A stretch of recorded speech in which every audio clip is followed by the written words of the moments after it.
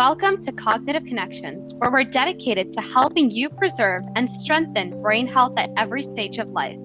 I'm Nandita Shrikumar, the president and founder of Cognitive Connections. And as a reminder, this podcast is for informational purposes only and is not intended to provide medical advice or diagnosis. Today, we have Dr. Jennifer Fraser with us. Jennifer Fraser has a PhD in comparative literature, and she's trained to take different disclosures or ways of thinking, to put them in the arena to see if the conversation changes. That same way, she put bullying and neuroscience into the arena and found that the conversation changed significantly. She's an award-winning educator and the author of 4 books. The most recent one is The Bullied Brain: Heal Your Scars and Restore Your Health.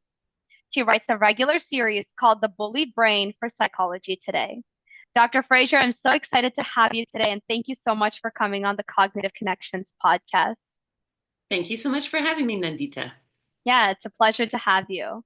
So let's get started. And Dr. Fraser, your journey into studying the impact of bullying on mental health seems both personal and professional. So what initially drew you into this field, and how did your own experiences shape your work?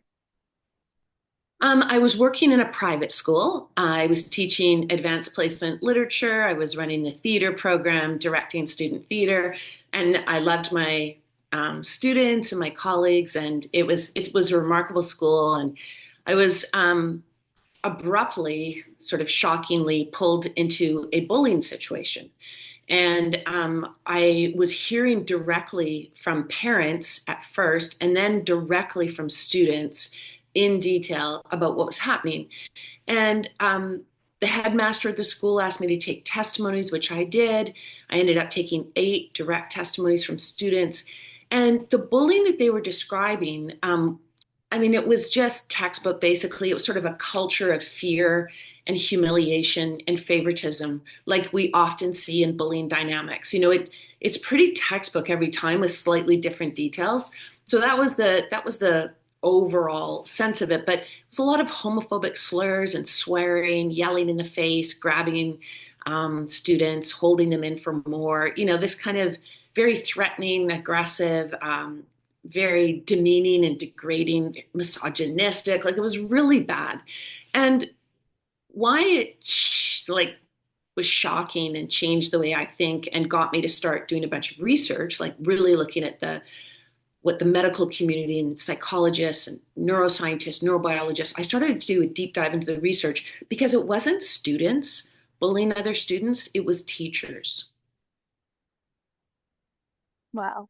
I don't think I would have ever expected that answer. It's always just students and students, but I would never have expected teachers bullying students. So I think that's definitely a very strong connection that you have from your past experiences.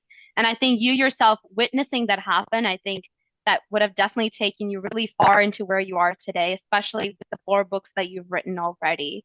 So you describe our societal framework as being built on a bullying and abuse paradigm. So can you explain what you mean by this and how it really affects both individuals and our overarching community? Well, I think the fact that our society talks all the time about children bullying children, students bullying students. They talk a lot about cyberbullying. That would be like talking about world hunger, or talking about war, or talking about climate change and putting the focus on children. It doesn't make any sense. So we're never going to solve the bullying and abuse paradigm. And by paradigm is just a fancy word for framework for anybody who hasn't come across it. It just means framework, like a construct. And if we want to end this bullying, this normalization of bullying in our culture, we have to look at the adults. We have to find the courage to do that.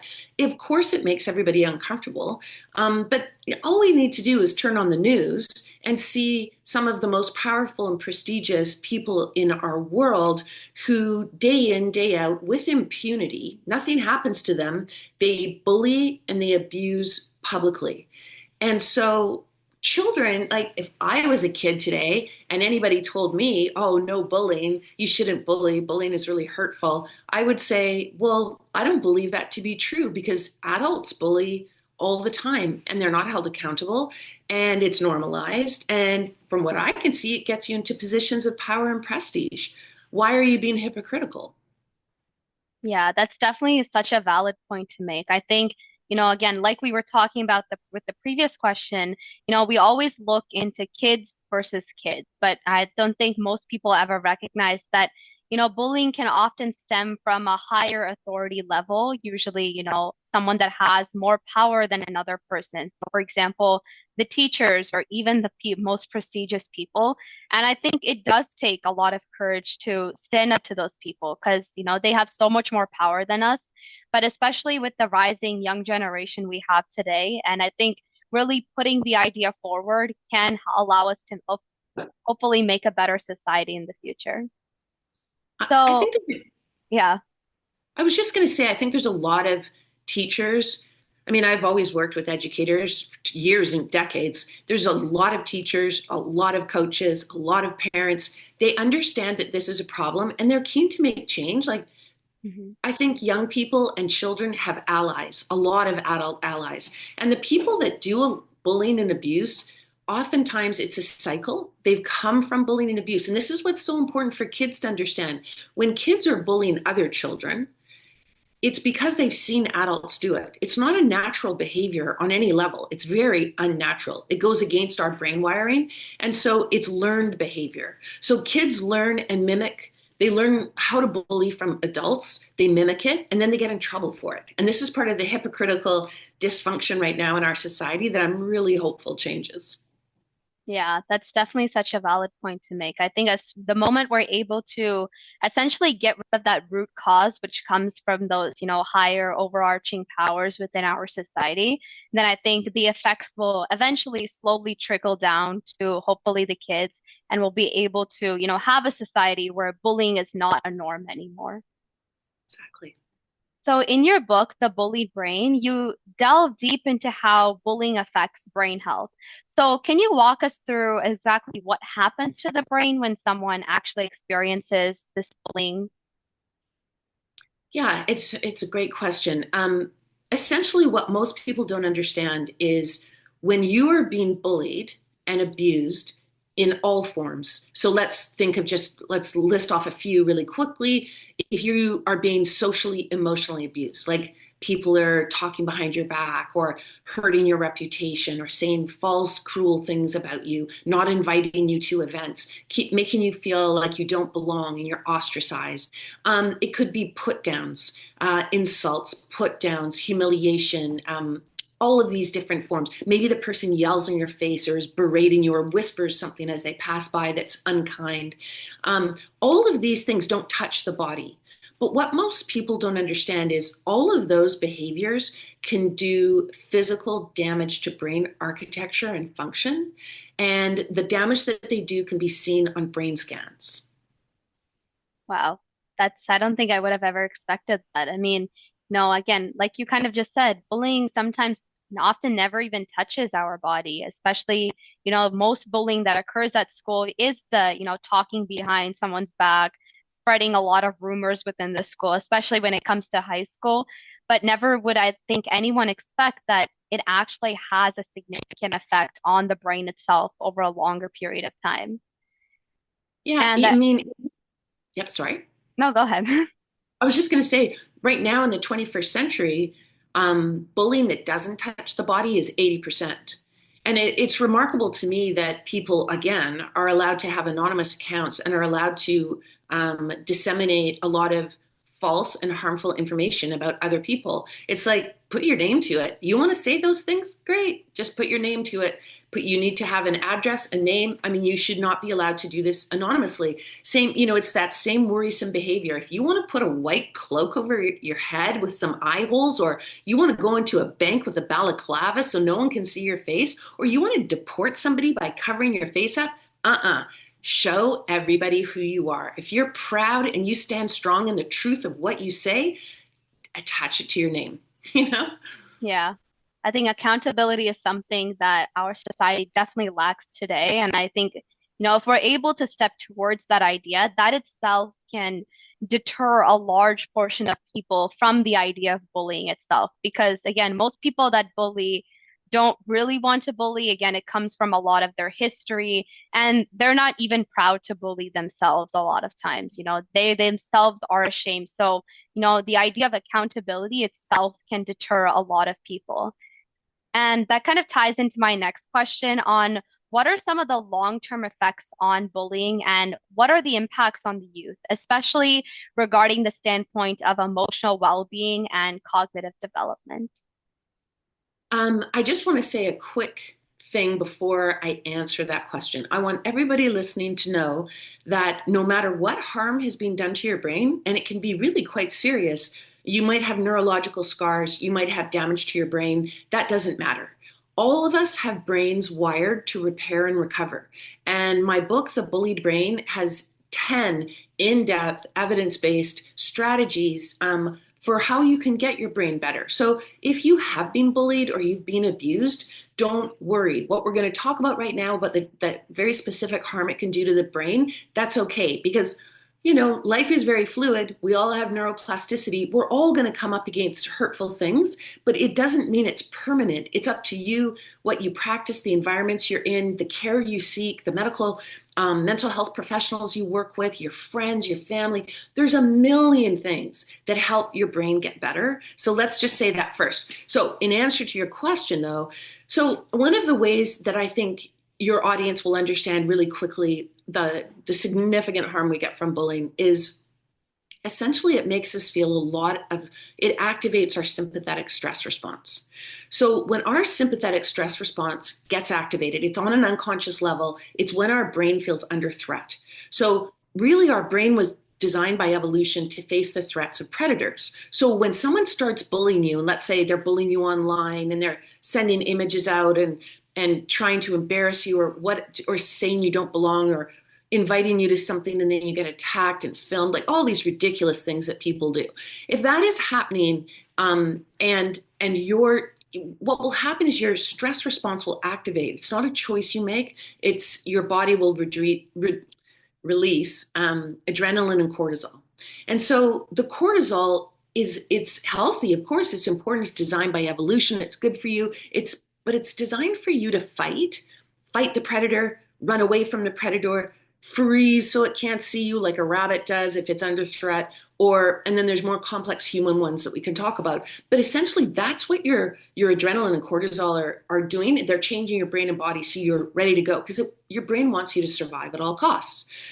Now, if you go to school every day, or you go to a sport program, or you live in a home, or you go to church, or wherever it is, an arts program, and you are being bullied, then your stress response system is burning out. It's getting impacted over and over and over again. And cortisol becomes corrosive when it's perpetually being released into the brain and body. It does serious harm to our organs, especially the heart, the blood pressure, blood vessels, really serious. And it also erodes brain architecture. It really hurts the brain in very specific ways. Yeah, that's definitely such a valid response, especially when again, when our brain is in that sympathetic nervous system point, it's always in, we're either going to stay, we're either going to, fight, or we're going to go ahead and flight and kind of just run away from the situation. And I think both of them definitely release both cortisol and adrenaline and just constant, release of those different transmitters within our body essentially only leads to a state of exhaustion. Our body can only resist the effects for so long before it itself gets worn down by the, tremendous effects of bullying on a day-to-day basis. Exactly. So you mentioned that society often claims to have, zero tolerance for bullying, yet the system itself seems to enable it. So what do you think needs to change in how we approach bullying prevention in schools and different institutions? Well, I think bullying at schools and then in every other area of our lives, sports programs, the workplace, there's lots of bullying that occurs in the workplace. And so I think what we need to do is change our approach. So we tend to treat bullying and abuse, we're very uncomfortable talking about them. So we avoid talking about them. So we think that if we contain them and control them and put them into a workshop or a presentation at assembly, or we're going to bring an expert in on Friday, that's not how the brain learns. The brain learns by repetition at timed intervals. So if we taught bullying everything about it, why it happens, what it does to the brain and body, why it's really hurtful, strategies to stop it, strategies to recognize if you feel the impulse to bully someone, what should you do? If you're on the receiving end, how should you handle it? What should bystanders do? We talk about the people who are benefiting from the bullying. We need to teach that as frequently as we teach mathematics. And if we did that, everyone would get really good at understanding bullying. They would be way better at handling it. They would understand the brain science behind it, just like they learn math, starting in kindergarten all the way up to, however advanced you go. And that's how we learn. We learn by repetition at timed intervals. And I believe knowledge is power. I think young people like your generation, if you guys, just in the same way that you're taking an interest in the brain and starting to teach your peers all about the brain, if you taught them all about bullying, the dynamics and how it happens and why, they will listen to you because they have adolescent brain development much more than they would listen to me because I'm older. They want to hear from their peer group. They want to hear from leaders in their peer group. And that's their brains are primed, from 13 to 24, the brain is primed to listen to other peers. So again, that would be a huge change in schools. It would be so successful is really it should be taught by kids to kids. The adults have obviously done a terrible job. We can admit to ourselves we really failed. That's okay. You guys can teach us too, because I think your generation taking this different brain informed approach, this whole new idea of wait a sec, just as when you said that or you did that online, did you know it was going to hurt the person's brain? Probably not. Well, now that you know that, what are we going to do to fix the fact that that person might now have some damage? And we can see it on a brain scan. Really, really upsetting and worrisome. Let's fix it. Yeah, that's definitely such a valid point to make. And the idea of repetition is definitely something that is lacking in a lot of schools. And I can personally say that from my own experience in our high school and our middle school. We get a presentation, I think it's maybe once or twice a year, but that's about it. It's never really, focused on and centered on, even in health class. And they never really talk about bullying in general. They come for 1 hour every single year, and that's our bullying lecture for the year. And I definitely do think the idea of repetition is, again, the best way to ingrain anything in our, human brain. So therefore, I think schools and, different institutions definitely do need to take that, additional step to increase that kind of facility within their places. Yeah, I mean, would be so interesting to teach it as case studies.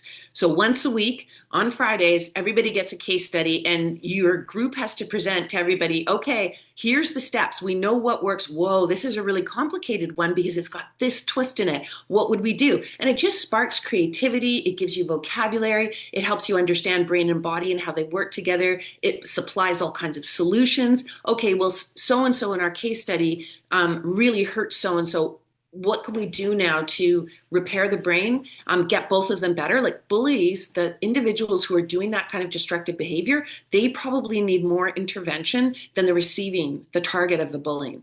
The target of the bullying is not showing symptoms of being mentally ill, and the bully is. So that should be a full school admin, not a punishment. You'd never punish a kid if they came to school and their leg was broken. Why would you punish them when you can see by their behaviors and symptoms they've got a hurt brain? Definitely.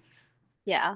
I think definitely kids and teens of all ages definitely love challenges. And I think case studies, present that challenge. It forces their brain to think, and our brain essentially just loves challenges. So I think, putting some kind of system like that and extra curriculums into schools, I think kids, students, and even older adults would definitely highly benefit from that educational curriculum.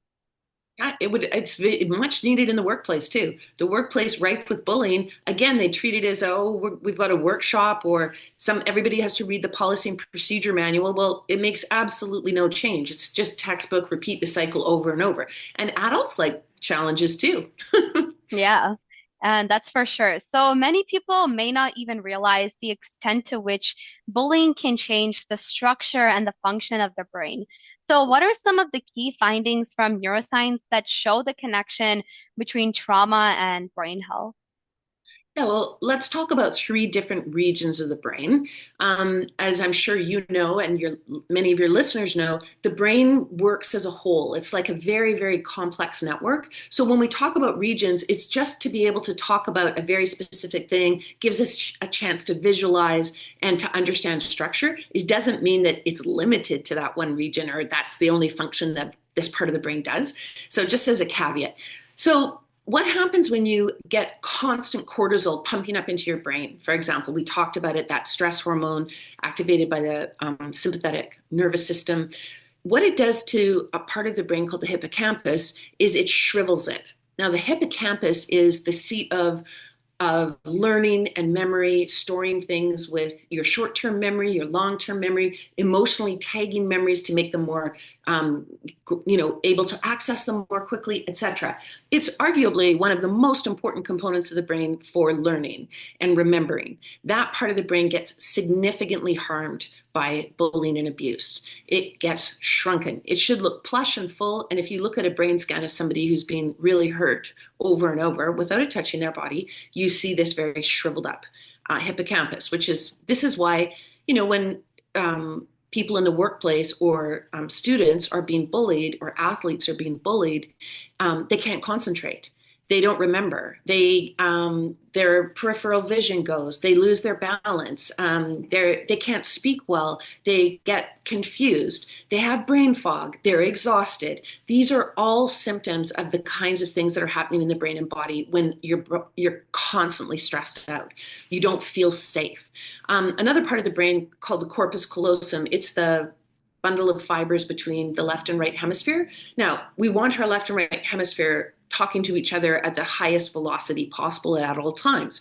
In order for that to happen, we need lots of myelin. Myelin's an insulator around various ways that the brain communicates. So what happens when you're constantly being bullied and abused, the myelin gets eroded on the corpus callosum. So your left and right hemisphere, they can't talk to each other at high speed. They start to be dysfunctional. They start to not be able to say the things to each other that they need to. So once again, you can't concentrate at math. You can't find the right words. You can't public speak. Your language goes out the window. You can't concentrate. These are all the signs and symptoms of a brain that has been repeatedly harmed by bullying and abuse.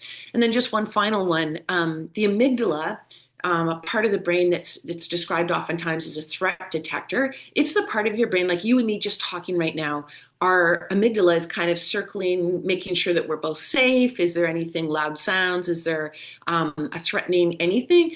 And that's the amygdala. So what they find with people who come from very violent neighborhoods or lots of emotional put down, yelling in the face, these kinds of humiliations, etc., or violence, their amygdala will be enlarged. And it's taking lots of resources from the brain and it's deciding that it really all it can do is be scanning all the time for trouble. A brain that's always scanning for trouble can't be productive. It can't get assignments done. It doesn't wake up well in the morning. It's in a brain fog, et cetera, et cetera. So you can imagine how all these three regions are reinforcing one another. And then also, I'm sure you've heard the expression, but people who are perpetually bullied or perpetually abused, they develop what's called hypervigilance. So an enlarged amygdala would be correlated with hypervigilance. You're always looking for danger, which means you can't hang out with your friends. You can't laugh. You can't have fun. You can't be creative. You can't problem solve. So yeah, it's really, really serious what happens to the brain.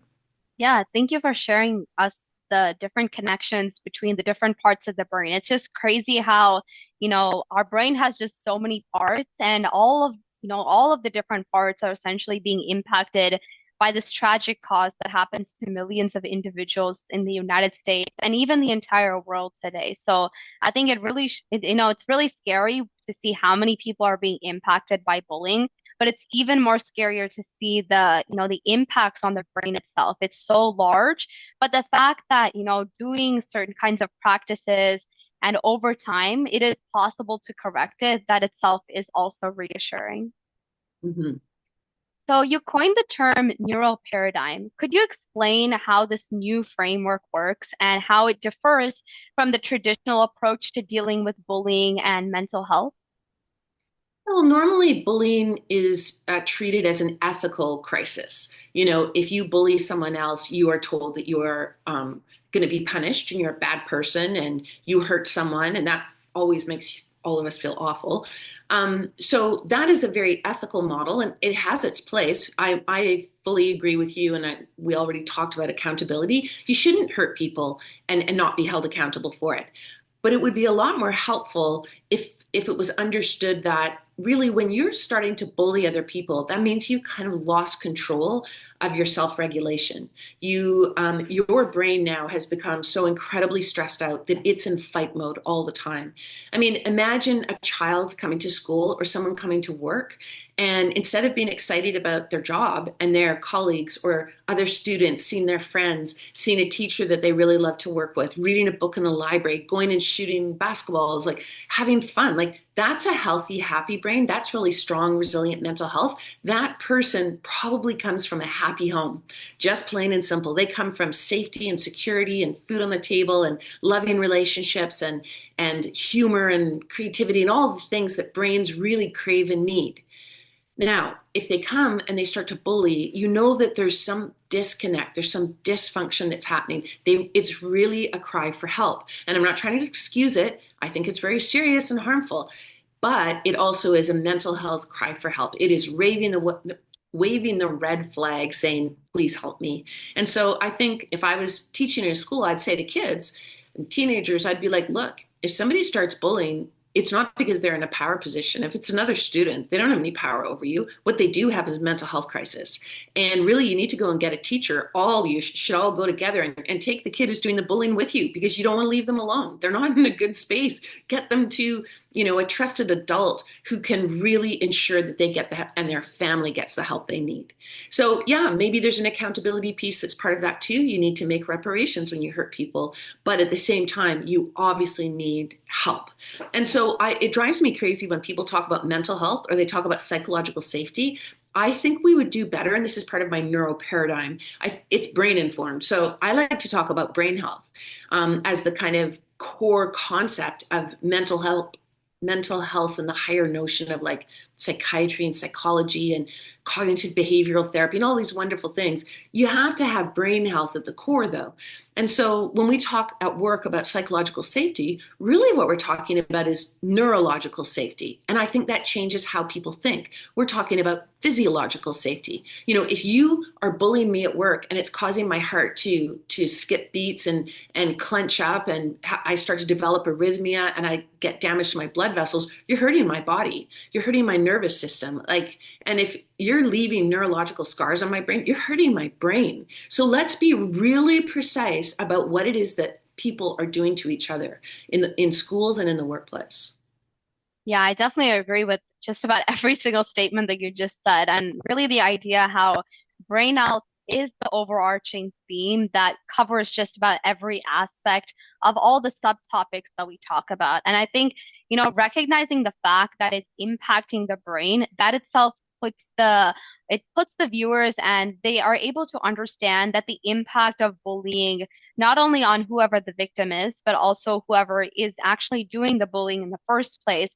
When you talk about neurological impact, people begin to understand that the impacts are more severe, and I feel like that's a better way to understand how it has a larger impact on the brain. Exactly. So, in your research, how does the understanding of brain health change the way we view the healing process after experiencing bullying or abuse?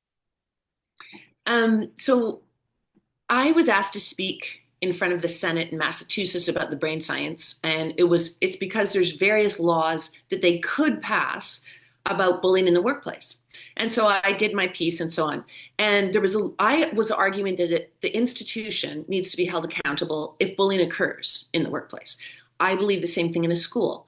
If a school has bullying issues, it's really up to the leaders of the school, the principal, the administrators, the vice principal, high school counselors. These people are responsible for ensuring that it doesn't happen because you should never go into a school that's unsafe. You should never go into a workplace that's unsafe. That's unacceptable. And, to try and get people to understand, you could talk about fire. There's no way your parents would let you go into a school if the building was not up to code, if they didn't have exit plans, if they didn't work with the fire department, the experts on what fire, how to handle it, how to make the school safe, how to get out if a fire begins.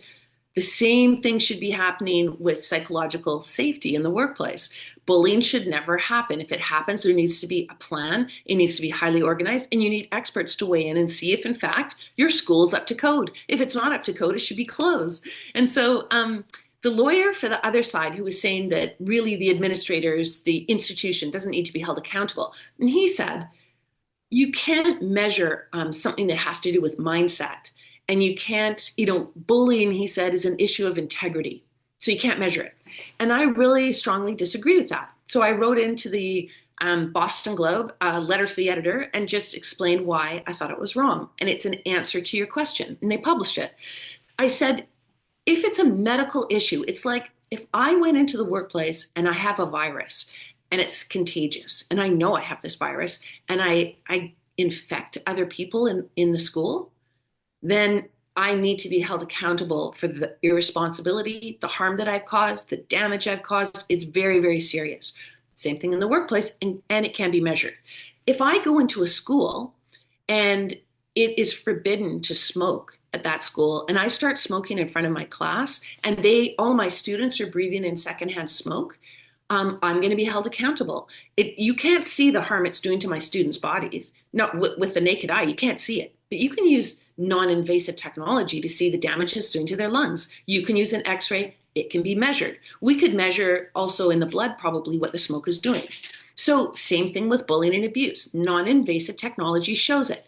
fMRI, MRI, EEG, we can measure the damage to the heart and the blood vessels and the gut and everything else. So I think that we have to start using much more scientific concepts and brain health concepts, cognitive concepts, in order to talk about the damage, ways we can measure it, experts that should be brought in, and what we really think is safety. Because I don't want to see students going into schools where their brains aren't safe.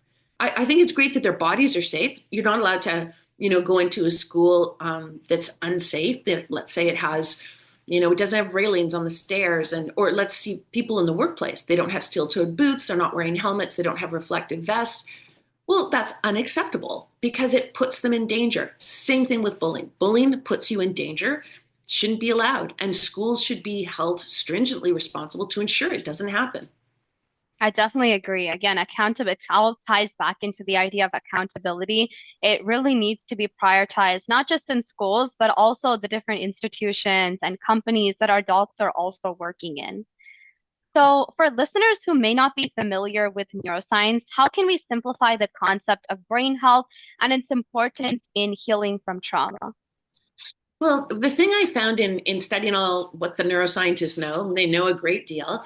What I found so interesting is that a lot of brain health things are common sense. They're things that we already know, but there's tons of brain research that backs it up. So I'll just give you a list.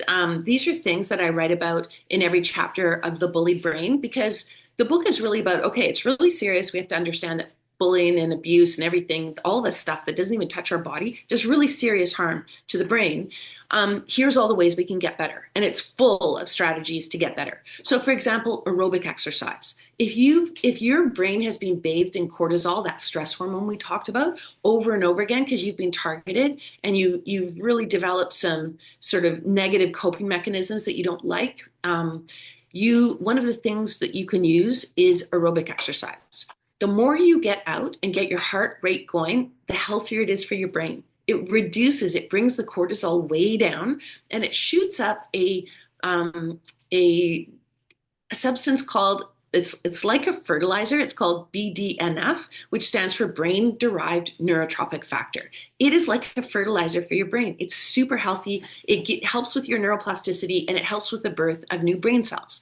So aerobic exercise, especially with your, a team or your friends, or even running alone, Out in nature is one of the greatest things you can do for brain health, even if you've been targeted. It can really help you get better. And I think if you've been targeted, I would recommend doing it socially. Do it with your family, do it with your friends. Don't try to stay, like not to be isolated as much as possible. Another thing that's absolutely brilliant for the brain and can help it recover is mindfulness.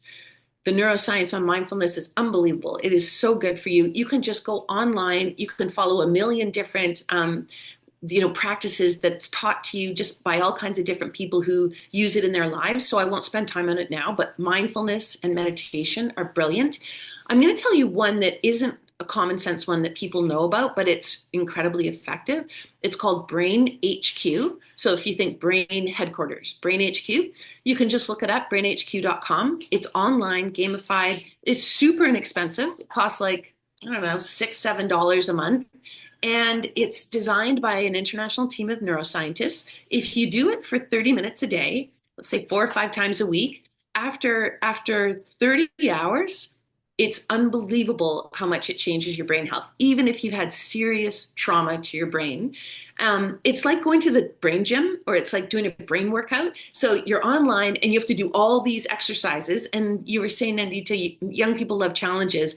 I would highly recommend everybody, you don't have to be hurt to do it, but for everyone, challenge yourself to do Brain HQ because it's really good for your brain. So just to give you an idea of kind of people who use it, people who've been had brain injuries or traumatized or concussions, they use it. People that have been emotionally, socially harmed, they use it. But so does the U.S. military. And the U.S. military supplies it to all their members for free because it's so good for making your brain sharper and safer if you're out in the field, but it also helps you recover from PTSD if you've had all kinds of wartime trauma. Another person who uses it and has gone public with that, because most athletes don't, is quarterback Tom Brady. Tom Brady uses it. And as you know, people who follow football, he played football at the highest level, outperforming 20-something brains. Talk about cognitive connections. He totally cognitive connections his brain by doing Brain HQ every day. In his 40s, he was outperforming 20-something brains. And what it works on is it helps you get better at concentration, better at peripheral vision, better at navigation, better at working memory, better at empathy, and better at, what's that? I'm not remembering. There's one more. Oh, processing speed. Oh, So if you think of Tom Brady, he has to make a split-second decision, and it has to be the right one. He has to figure out who to throw it to, and he's about to be attacked. He makes that split-second decision perfectly because he's always going to the brain gym. Just as much as he works out his body, he works out his brain. So it's a really great thing to do, especially in adolescence. wow, that's amazing that there are just so many resources out there to really, get the brain going and, even come out of all those traumatic situations.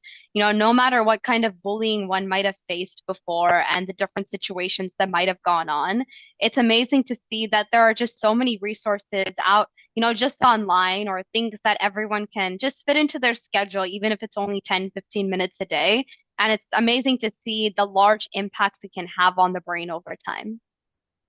Hmm. It's very true. Yeah. What are some of the most effective evidence-based practices or therapies for individuals who have experienced bullying, whether in childhood or even in later in life? I think that some of the things that I've been looking at and writing about for Psychology Today, and they would surprise you, I think. And as we were talking about before, they're things that you can build into your life very easily. So one of the things that really surprised me was how much our brains respond to nature. So, we many of us live in urban environments and we do things like when we exercise, we run on a treadmill or we use a rowing machine. I cannot tell you how much you're going to boost your brain health and well-being by getting out into nature. Nature is one of the healthiest things for the brain in all kinds of forms. It doesn't have to be, I'm out on the ocean or I've gone into a forest, or you can go to an urban park. You can even look at a picture of nature and it helps your system respond in healthy ways. You will do better cognition, better thinking, better emotional regulation, lower your stress levels just from a picture of nature. if you put a potted plant in your room, it's unbelievable what a difference it makes. So I want all of you who are going to school tomorrow to look at every single room that you're in and see how many plants are in it. Because if you filled that room with every window that you had available and you had plants and you were watering them and spending time with them in your space, it's incredibly good for your brain health. It calms your system down. So that's one thing. I'll give you one more evidence-based practice that might not be known that's really, really good. And that is, it's called therapeutic journaling. So if you've been traumatized and you want to get rid of that trauma, and you might not have time to work with a mental health practitioner, or you might not be able to afford it, because that's an excellent way, of course, as well. But if you don't have access to that, therapeutic journaling is a game changer. It's so great. So what you do is you bring out your, it has to be by hand. It can't be typing. You need to use, it doesn't matter if it's messy or full of grammar mistakes, or no one's going to read it, just you. It's only for yourself. And what you do is you write for 15 minutes without stopping. So you can't think about it. All you do is you write about the trauma, every little crazy thing about it that comes into your mind. It can be details, it can be how it made you feel, it can be ways you want to get rid of it, get it out of your system, you name it. Just 15 minutes of taking those feelings and thoughts and memories and getting them onto the page. And then you take the page and you crumple it up and you throw it in the fireplace and you burn it up. It's not for anyone. It's not even really for you. It's not healthy for you to go. It's not a diary. Don't go back and keep looking at it. Because when you keep thinking about your trauma and you feel like you don't have agency, you don't have control over it, you feel kind of helpless, you feel like it happened to you and you can't get rid of it, all of those things are real negatives for the brain. You don't want to dwell on it. You want to replace it. So by putting it out on paper and then throwing the paper away means you're throwing away the trauma that happened to you. You get rid of it. And the research on it is pretty surprising how effective this technique is. 15 minutes a day. And then also you're putting rules around it. You're like, I'm going to spend 15 minutes thinking about that horrible thing that so and so did to me or this group did to me. I'm going to then throw it away. And then every time it starts to try and take over my mind and my brain and interfere with my thoughts, I'm going to reject it. I'm going to say, you know what? I don't have time for you. I'll do 15 minutes on you tomorrow, but get out of my head right now. Thank you. Wow, those are definitely two powerful ways. And I think, the idea of going into nature and even this, journaling, these are all only, 10 to 15 minute things that can really have a large impact in the long run. Mhm. So, is it possible for someone who has been severely damaged by bullying to fully recover, or are there certain permanent damages to the brain that simply cannot be undone? So a neuroscientist named Dr. Michael Merzenich, he's an American neuroscientist, researcher. He's one of the most highly awarded neuroscientists alive today. He is referred to by his colleagues as the father of neuroplasticity. And I can hear his voice in my head when you ask that question, because if you ask the question, is the brain permanently damaged? Dr. Michael Merzenich would say a very emphatic, absolutely not. And that's because we have neuroplasticity. So just in the same way that our bodies are pretty miraculous at healing from all kinds of unbelievable things, so is our brain. Our brain is wired to repair and recover. And it's really up to you. You can put in place all kinds of practices, nature, brain HQ, aerobics, social connection is one of the healthiest things for your brain, therapeutic journaling, aerobic exercise, getting yourself out of toxic environments to the best of your ability. I know that can be hard sometimes when you're a child or a young person, but to the best of your ability, replace toxic environments as much as you can with healthy ones. Your brain, sky is the limit for your brain, and your brain changes and has neuroplasticity until your last day on the planet. But the most exciting thing for young people is you have the most intense neuroplasticity from 13 to 24. So that's a really good time. If you come from abusive or bullying backgrounds, 13 to 24 is a golden opportunity to oust it from your brain and make your brain super resilient and super strong. And then it just carries on throughout your life. All your practices and environments are going to affect it and change the wiring. It's not like you'll always be safe or you won't encounter, mentally ill people who try to hurt you again, but you will be stronger and more resilient and ready to tackle it in better ways. Wow, thank you for sharing that. I think what you said is definitely reassuring for the many viewers and listeners that we're going to be having on this podcast today. And I think it's really reassuring for someone who has experienced, the severe abuse and severe bullying in the past, but also for someone that even if it's minimal bullying, it's still a lot for the brain to take. So I think understanding that there's the idea of neuroplasticity that continually goes in our brain is really amazing. Thank you. I think you said something really important there that I just want to pause on and emphasize.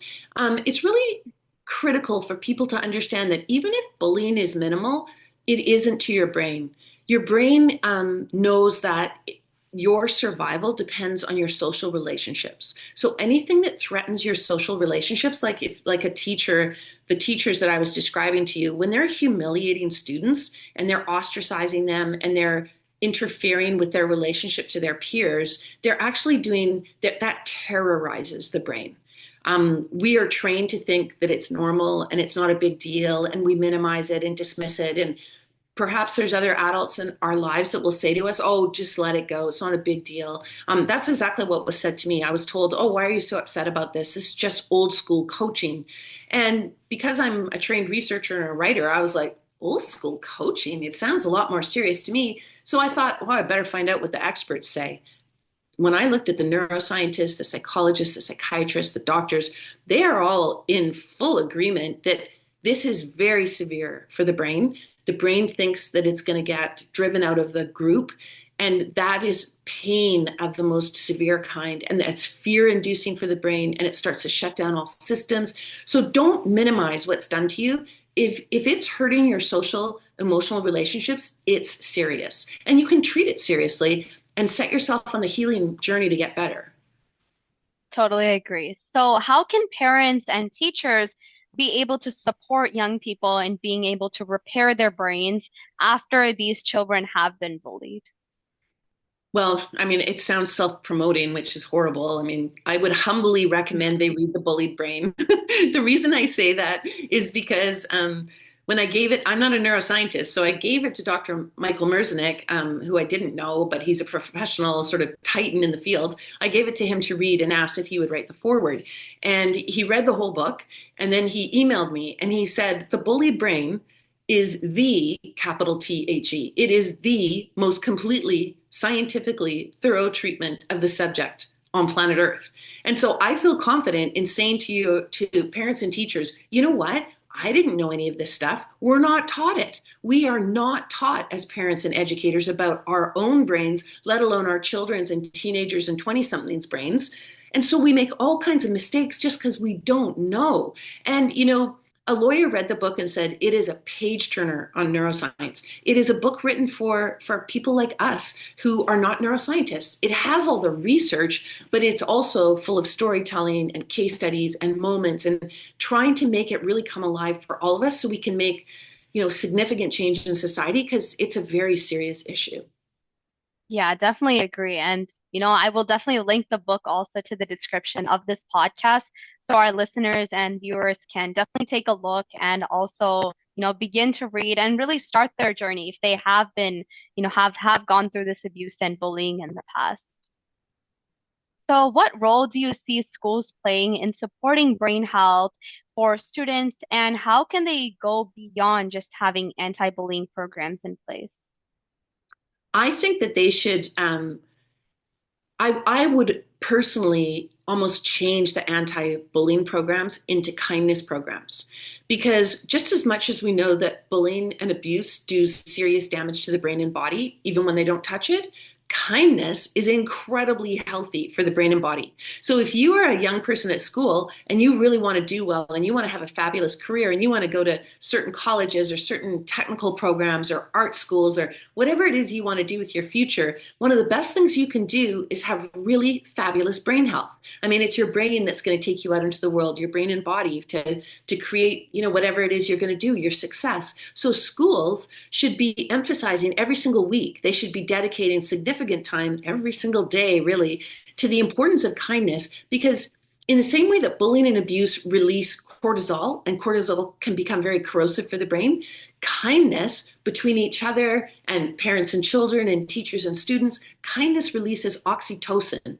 Oxytocin is a very complex neurotransmitter slash hormone, but the bottom line is the researchers really who study it and have studied it for decades, they now know that oxytocin can really is correlated with exceptional health. It fights chronic disease. It does so much for you. It's really good for you. So I would think, in schools, every single week, you should be hearing about, okay, kindness. What have people done? One of the things that's really important is kindness needs to be for everyone. The second you find that some people get kindness that are in your in group and some people don't get kindness from you because they're in the out group, you aren't being kind anymore. You're losing oxytocin. You're participating in bullying behaviors. That's not good for you. It's going to damage your own brain, and it's not good for your target. And this is how I would teach bullying. I would teach all kids and all teachers and coaches and administrators. I would teach everybody. If you feel the impulse to bully someone and you give in to that impulse, you're damaging your own brain. Every single time you do it, the more you do it, the more damage you do. It's very serious. So if you feel that impulse, you need to get yourself down to the school nurse and get some help before you give way to your impulse, because you don't want to be damaging your brain. This is a learning institution. It's about making brains stronger, not weakening them. That's for sure. And I think asking for help is something that a lot of individuals definitely struggle with.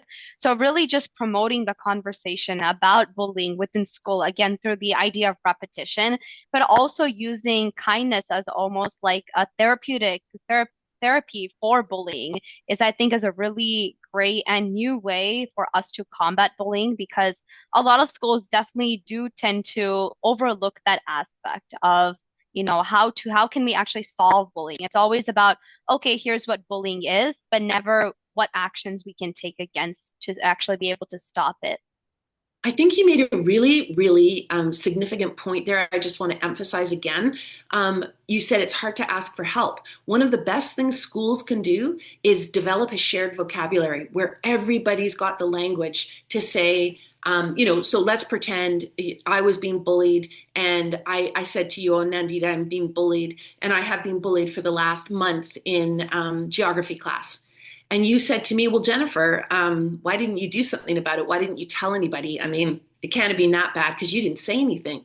And I would then say to you, oh, no, you don't seem to understand. I was suffering from learned helplessness. I had a perception of inescapability because I was being hurt, traumatized so many times that my brain could no longer function. And it's hurt my hippocampus, my corpus callosum, and my amygdala is enlarged and it's scanning for threats. So I don't even have the words. And we would both go, oh, of course. Like what we want to have is this shared vocabulary of brain health and what bullying does to brains so that we can report accurately and we can recognize the phenomena of what it's doing to us. Yeah, I definitely agree with that. I think we definitely need to, add that almost curriculum to not only schools, but also, companies and different institutions. And kind of stemming off of that, how can we shift the conversation that is currently very focused on mental health to instead focus more on prevention and brain health rather than just, taking reactive measures once someone has already been affected by it? Yeah, it's such a great question. So I have a new book coming out next year. Well, not next year. It comes out in November, so end of year, and it's called The Gaslit Brain. So the subtitle will show you how it's an answer to your question. So I just did, as you're describing, I just shifted from, okay, brains get harmed by bullying and abuse. Here's a whole bunch of ways we can repair them. In this new book, The Gaslit Brain, I'm doing exactly what you say. It's a book about how do you prevent it from happening in the first place. So the subtitle is Protect Your Brain from the Lies of Bullying, Gaslighting, and Institutional Complicity. Now, I'll just quickly define gaslighting for your audience members that might not know what it is. Some people do, some people don't. It's become a real buzzword lately because it's showing up so much in our world that in 2022, it became the word of the year for Merriam-Webster Dictionary because it was looked up 1,740,000, or 40% more times than in the past. And so that's how much people were like, what is gaslighting? Why is it happening? And what gaslighting is when you say, let's say I said to you, oh, I'm feeling, I'm noticing that the gas lights in the room that we're in together are dimming. And you say to me, no, they're not. What are you talking about? And then I say to you, well, actually, I'm also hearing like bumping and sort of thumping sounds coming from the attic above us. And you're like, no, there's no sounds. What are you talking about? And then you say to me, oh, guess what? You stole something. And I go, no, I didn't. I don't even remember that. And you go, yeah, you don't remember it because you're starting to kind of lose it. So what you're doing is you're taking my perceptions and you're trying to change them and trying to make me think that I don't really understand what's going on. It's a very specific form of manipulation and it's called gaslighting. And the reason I use the gaslighting and the attic examples is because back in the late 40s in America, it was a very famous movie, and it was a movie about a husband trying to gaslight, trick his wife into thinking that her perceptions weren't to be trusted. Now, another example of this of gaslighting would be me going to my boss and saying, you know, this really serious abuse is occurring, and he says to me, "Oh, it's not a big deal. What are you worried about? It's you're just blowing this out of proportion. It's not a big deal at all." That's gaslighting. So he's trying to make me feel like I'm misunderstanding or I'm being hysterical or I can't trust myself. My perceptions are off. That's gaslighting. And it's done by narcissists and it's done by Machiavellians and it's done by psychopaths. Very dangerous. Yeah, I think that's definitely a word that, is not just in the psych term, but just goes around even in high school. People think of gaslighting as just, like just a common thing to do on an everyday, day-to-day basis. But I think in a long-term case and even in a short-term case, the effects of gaslighting while a person that's actually doing it may not be able to see it on firsthand, the impacts of it on the victim itself could be just so profound and really distorting their perception, causing them to almost, beginning to doubt themselves and kind of almost losing self-confidence. And that itself can lead to almost like a cycle of abuse in itself. That's exactly right. It's like a toxin for the brain. It's so bad for the brain. It's not even funny. One of the things that Michael Merzenick taught me that is very startling is I was asking him about suicidal ideation. I was asking him about young people specifically, and I said, like, how would you describe that? And he said, what's happening is the brain can't answer the question. And when the brain can't answer the question, it degrades all systems. So it's similar to when your brain gets a concussion, blood seeps across the blood-brain barrier. So blood gets into the brain tissue.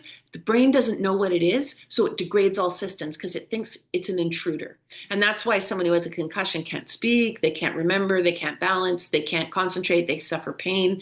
These are all symptoms of a similar component in the emotional or gaslighting, bullying realm is the brain can't answer the question.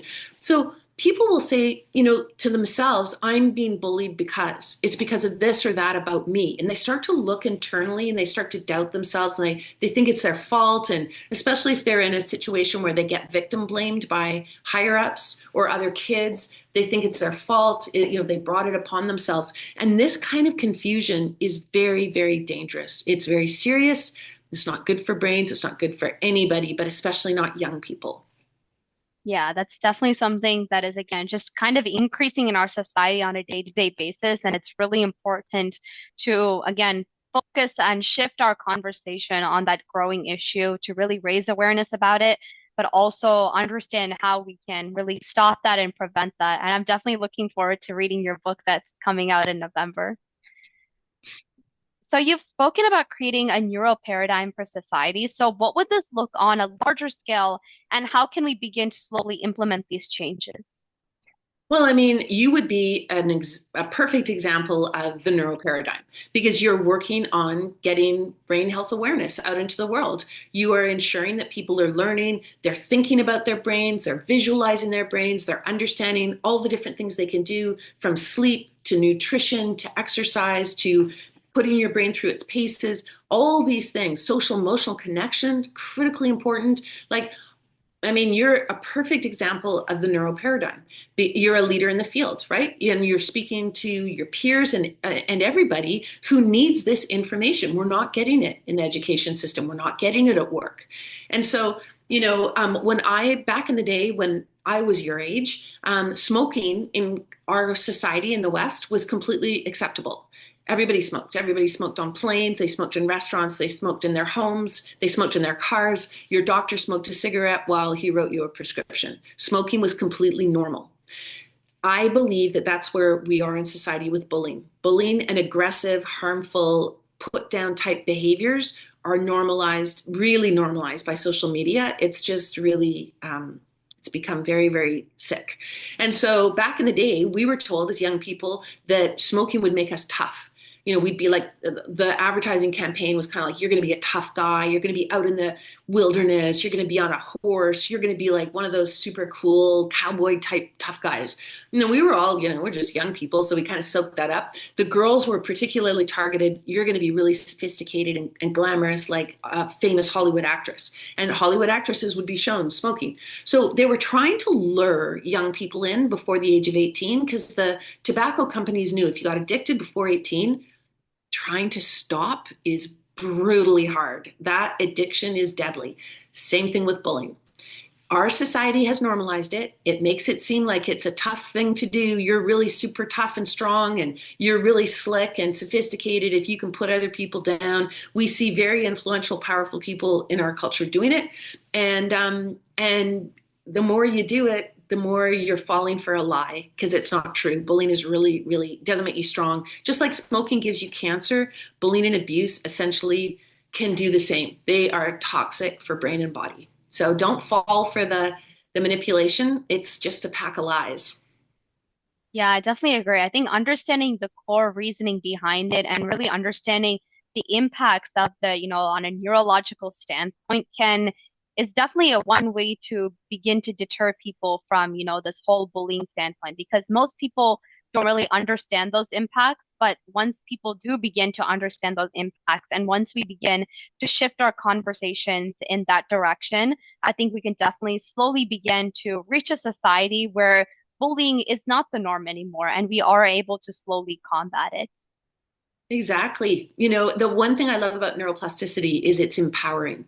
It's up to you. You are the one that can take the horse by the reins. You are the one that can establish what kind of a person you want to be. If you want to be healthy and kind, it's up to you. You can put in those deliberate practices to absolutely make that happen in your life. Definitely agree. So, for listeners who are struggling with the aftermath of bullying or trauma, what's one piece of advice that you'd like to offer to help them to begin with their healing journey? I would love them to understand that it had nothing to do with them, that the bully is the one who's really suffering. And no matter how much they might have hurt you, it's really the sadness and the loss and the damage. It belongs to the bully. You just had some random thing that they were able to find. They're usually very good at identifying any type of vulnerability, and then they just exploit that. But they don't really have any power. They're extremely unhealthy. They're mentally unhealthy. And if anything, you should just feel sorry for them. And then this is a new piece I'm working on for Psychology Today. I'll probably publish it by the end of the month. I'm talking about what a bunch of stuff I've learned about forgiveness. Forgiveness is your superpower. Forgive the bully, let it go. Not that what they did was okay and not that it wasn't unjust, but you don't need to be tied to them. They just targeted you for random reasons. The more you forgive, the more you boost your health and well-being and success. So just let them go. They're so irrelevant to you. They're just an interruption in your life. Don't give them your energy. Yeah, that's definitely, I think, a powerful saying to, give advice for all of our listeners.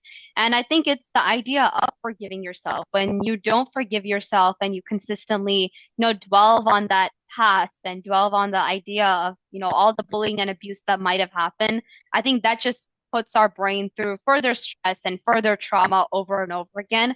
So I think the moment we're able to step out of that path and really step into a new journey, into a new life, we're able to, enhance that neuroplasticity almost immediately. Exactly. So, with your deep understanding of neuroscience, what are some of the most recent discoveries in brain health that you think everyone should know about, especially in relation to bullying? I think one of the most important things to understand is that, especially in adults, people who use those behaviors, they have very, very hurt brains. If we could look at their brains on a brain scan, we would be deeply concerned. And unfortunately, we're a society that doesn't look at brain scans very much, and so we don't know. We think that the person, you know, the very aggressive, attacking, humiliating person has some kind of they're someone to be afraid of, but they're not really. They're really, really concerning individuals who are they can do a lot of harm. But I would get educated on that if I was someone who really wanted to know, what had happened to me. I think reading about the psychologists refer to them, the literature refers to them as the dark triad, and that's the narcissist, the Machiavellians, and the psychopaths. And you'll encounter them in personal relationships. You'll encounter them in families. You'll encounter them in the workplace.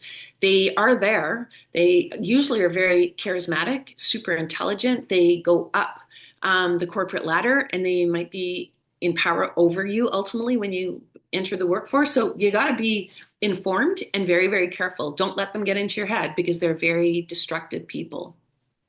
That's definitely as powerful, just as the last answer that you gave. I think it's really important to, in order for, all individuals to really just keep going forward, it's important to sometimes just focus on yourself, just let go of all the different things that could be coming around in your surrounding. And it's important to recognize that those are things that we simply just can't control. And it's important for us to just keep going with the things that we can control and making sure that we are taking the right decisions on the things that we are able to do. Yeah, no, that idea of, we are taught in school all the time that high marks in academics or sports or arts, that is the path to success. But in actual fact, research on adolescence shows that the greatest way to ensure your future success is through self-regulation. So the more you work on being able to manage your stress response and your calming response, the more you build your relationships with each other and the adults in your life, the more you take agency, just as you described, Nandita, to control the things you can and let go the stuff that you can't. Be informed, but it's not necessarily your responsibility. Let it go. All of those things are going to bring you success and happiness and health in your life. Yeah, for sure. So, given the growing concerns over bullying and health issues today, especially with the younger generation, what role do you think that emerging neuroscience can play in reshaping how we treat young people's brain and their overall well-being? Well, I think we're long overdue there should have been stringent regulations all over social media. There wasn't. I don't know why, but there wasn't. I think that social media is really, really dangerous and destructive for adult brains, let alone younger brains. Brains are undergoing significant change from 13 to 24. And social media is one of the most dangerous places to be. I would just turn that stuff right off. The more you get outside, you interact in human ways with other human beings in person, which we know is much, much healthier for brain and body. It's gonna be a game changer for you. The social media world. I mean, if you have to be on it, set yourself a time. Give yourself 20 minutes, half an hour. Do what you need to do, and then turn it off. And maybe that sounds drastic to some people. It is what the future will bring us. I mean, we're starting to ban phones in schools now, as you know. But one of the things that really interested me was neuroscientists in general, scientists in general, they're very careful with their language. They never get melodramatic. They're very neutral. And when they talk about social media and what it does to the brain, they call it brain rot. And I mean, that just tells you how emotional they are about what they're seeing in their labs, about what the internet is doing to the brain. It's a wonderful tool, but so is a shovel, and so is an ice pick, and so is a chainsaw. That doesn't mean you want to spend all your time revving up the chainsaw and taking things apart, right? Like, it's just a tool. It's not to ever replace anything else. Yeah, I definitely agree. And I think that's where almost, social interactions, but especially in-person interactions, can have such a profound and positive impact on the brain compared to all of these virtual relationships that we have with people that we often don't even know. One day they seem like they care about us, but then the next day, they're making harsh comments about us on the same platform that, we might have liked their photo on the day before. So I think really building those strong in-person relationships itself can really have a large impact on helping the brain. That's completely backed by research. In-person relationships are referred to as co-regulation, and we can calm each other's systems right down. So when we were talking about stress and how damaging it is to brain and body, one of the ways that you can calm it down is go and spend time in person with people that you care about and who care about you. That'll bring your system right down. Wow, it's amazing how just science, neuroscience, and bullying, all of these are just connected. And I just wanted to say thank you so much for taking the time to be on the Cognitive Connections podcast. It was just truly amazing to learn about your work and really the large impact that you've created on the culmination of both brain and bullying. So really a very large society that you have impacted. Thank you. No, thanks so much for having me. I'm so impressed with the work you're doing and the outreach here.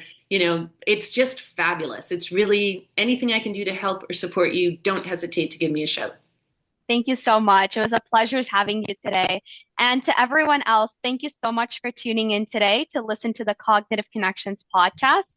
And remember to keep your brain healthy and see you next time.